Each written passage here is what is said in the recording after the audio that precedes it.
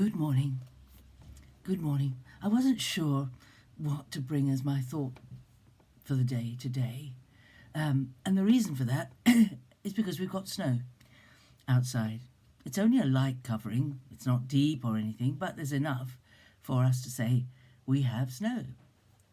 And the forecasters said for Chard that on Thursday we had a 40% chance of snow.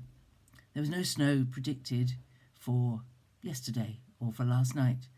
In fact, I listened to the forecast just before I went to bed, and they said it would be a very dry night and cold. So my thought this morning was what a contrast there is between weather forecasters who try as they might often predict something, but they may get the sense of it right, but the timing very often they get wrong. I mean, they knew we were likely to get snow this week, but they got the day wrong. And even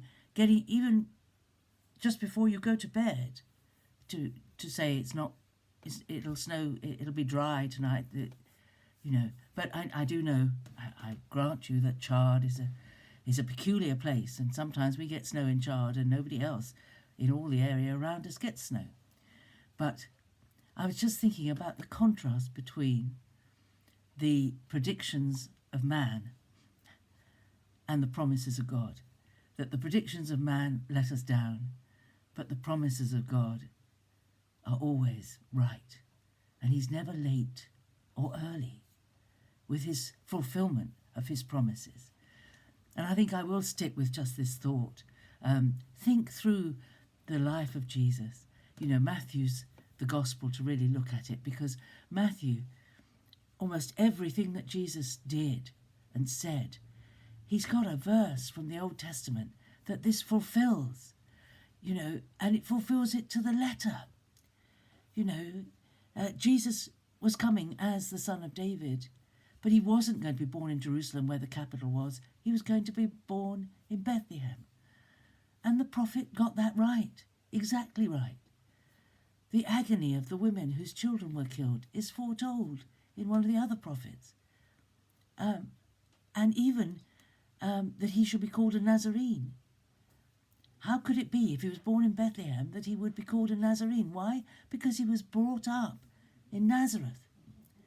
So God fulfilled even the symbolic aspects of the Old Testament that are fulfilled in Jesus. Jesus being the Passover lamb.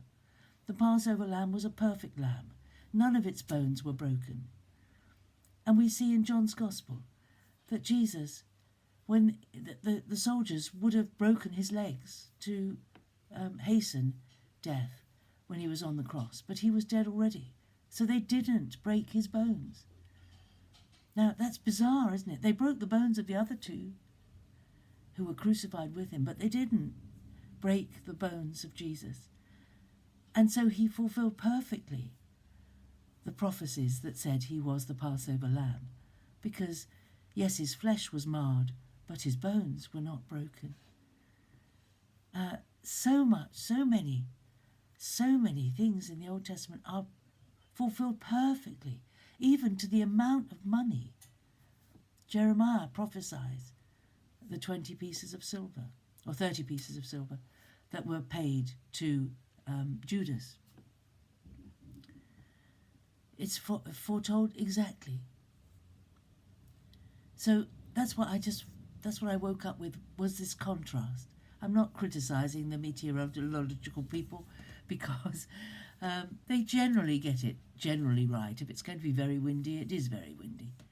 But sometimes their prophecies are wrong, and sometimes the prophecies of modern day prophets are wrong.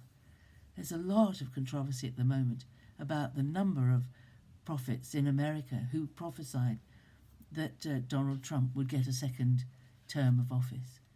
And they were wrong. But when it's really God speaking, he is never wrong, and he's never late. So I just want to say to you, if you have a promise from God that he has promised you something, he will fulfill that promise. He He will keep his promise, and he will not be late, and he will not be early. He will get the timing right. And that's a precious, precious thought. So if you want to do some reading today, read Romans 8:26 to 30. And I think it may well take us 2 or 3 days to talk about that. It is, as someone described, yesterday I think it was a lovely phrase. We're in the Himalayas of Romans, and we're in the high places of Romans in Romans 8. Some wonderful, wonderful things. But remember, God, if he gives you a promise, if it's really from him, it will not fail. He will not fail you. He will not be late. He will, and he has set the day for the return of Jesus, and Jesus will return exactly when God purposed for him to return. He will not be early, and he will not be late. Praise God. He is accurate in his promises. He is faithful in the keeping of his promises. So that's a lovely thought for today. Whether you've got snow or not, it's a lovely thought. Have a great day. Stay safe. God bless. Bye-bye.